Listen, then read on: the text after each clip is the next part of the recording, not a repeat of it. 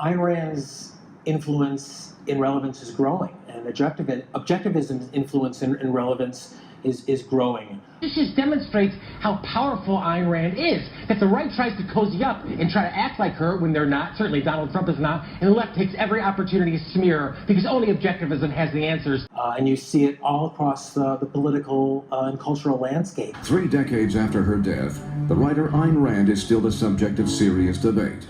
And not just over how to pronounce her name. Ayn Rand or Ayn Rand or however the moderns pronounce it. Ayn Rand, not Ayn Rand. Ayn Rand, Ayn Rand. I'm told it's Ayn Rand. Ayn Rand? One man can stop the motor of the world.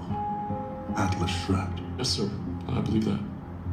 Well, that's what you need to get the best CEO, and they're bringing the most value, and then you do tip into a little bit of Ayn Rand. I'd come home crying because one of the older boys had thrown my copy of The Fountainhead under a bus. But that is the reason she made an impact. If you're Russian immigrant, 19 years appudu English raakunda America vachi, if she wrote 2 books which are the biggest bestsellers after the Bible in the world, and we are discussing her 40 years after her death. I think especially as people are waking up to the importance of ideas and the reality that ideas matter. In fact, that's what that guides a country. And you can look at the prosperity, the relative prosperity of a country like America and the total hellhole of a country like North Korea or Cuba and say, well, you know, is the water so fundamentally different in Pyongyang, North Korea, as it is in Chicago? No, it's the ideas that govern a country, that govern a civilization, that govern a culture. That's what determines its success. Being selfish is hard work.